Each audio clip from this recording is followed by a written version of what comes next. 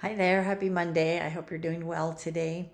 Today, because we're just starting summer, and at least here in the on the northern hemisphere, or maybe in southern hemisphere, you're experiencing winter. But in Chinese medicine, it's always very important to work with the season that you're living in, and how to keep yourself balanced throughout every season. So I'm going to talk, because we're coming into summer, I'm going to talk about summer and how to manage your body and to support your body through the heat of the summer, and how to quote unquote beat the heat. I'm Dr. Shiroko Sokitch, owner of Heart to Heart Medical Center and the author of the book Healing When It Seems Impossible: 7 Keys to Defy the Odds. And like I said, today I'm going to talk about beating the heat. So, a lot of places in the world are experiencing more heat than they ever did. And so, I want to talk about how to balance your body during times such as this. So, one of the first things is when you first get up in the morning, like first of all, during the summer, of course, daylight is longer for most places, and so if you get up earlier and you go outside earlier, so you go outside first thing in the morning, perhaps, and even spend like 5 or 10 minutes just being outside, balancing yourself in connection with the earth. So that's the first thing, is to balance your sort of internal clock with the earth and with what is happening in the earth at this time. So you go outside, maybe play with some of the plants that are in your yard, or just go outside and enjoy the morning light, especially if you get up close to sunrise. That helps set your body's internal clock. And it actually helps lower your cortisol levels at night. So for those of you who have trouble sleeping at night, maybe you feel anxious or restless during the night, a lot of times that has to do with cortisol levels. And when you go outside first thing in the morning and get a little bit of sunlight, not necessarily directly on your body, but just get exposed to that daylight, you're helping to balance your cortisol levels and helping to balance your adrenals. That's the first thing. No matter what temperature or what time of year, you can do that thing.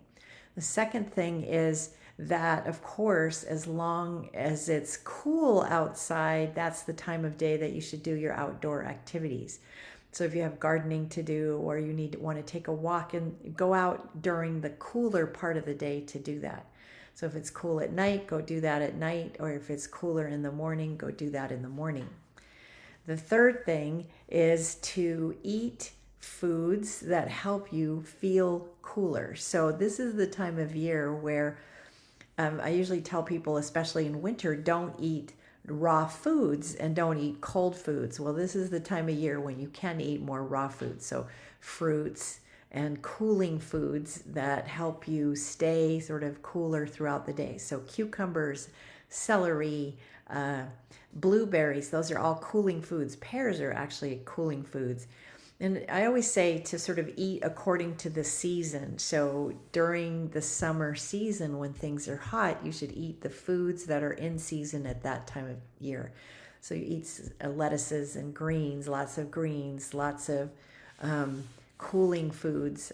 This is the time of year that watermelon could be something that you eat. And actually, in summer is the time where where, at least in Chinese medicine, is the time of the heart. And the heart likes red foods. So strawberries, watermelon, red beets, things like that. Those are foods that are good for your heart energetically, but also good for your energy of that time of year. So you can eat the foods that are balancing for that time of year. And then the fourth thing is, of course, if it's really super hot and you have air conditioning, then you can just put on your air conditioning to keep your temperature of your house at a certain level.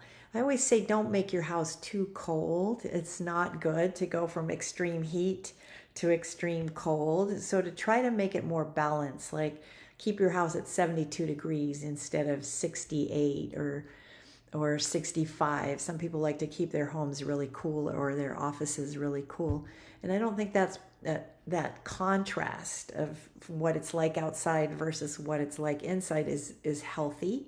So to just kind of work at keeping it somewhat balanced. And you, of course, if you don't have air conditioning, then shut everything down, keep your house cool and dark as much as you possibly can, so that you can keep yourself cool. Because too much heat, of course, is not healthy either.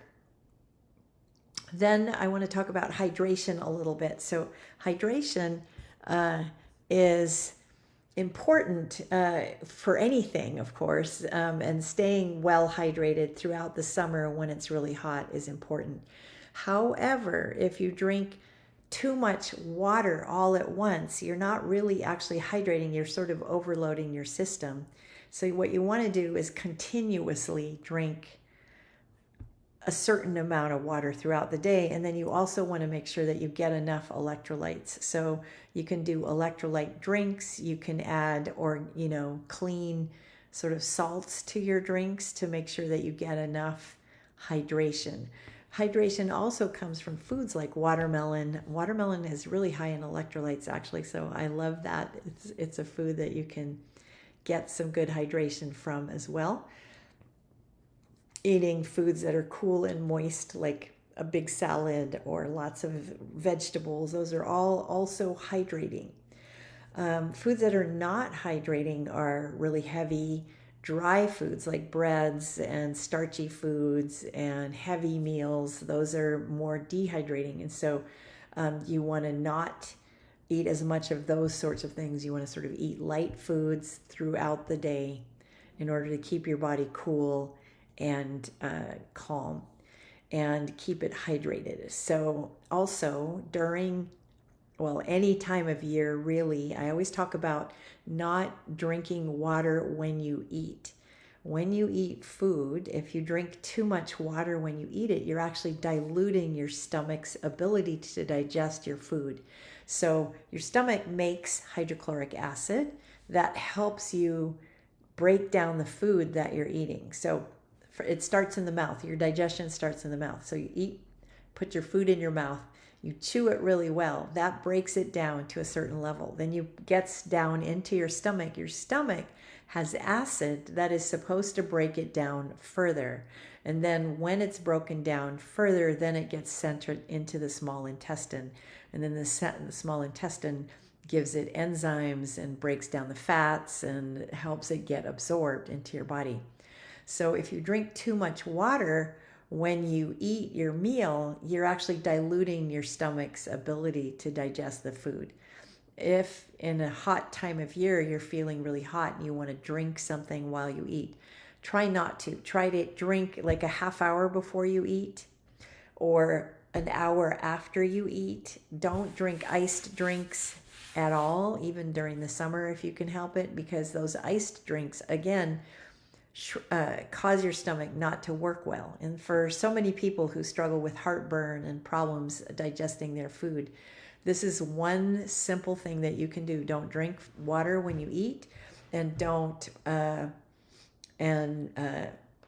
drink iced drinks when you're at any time of day.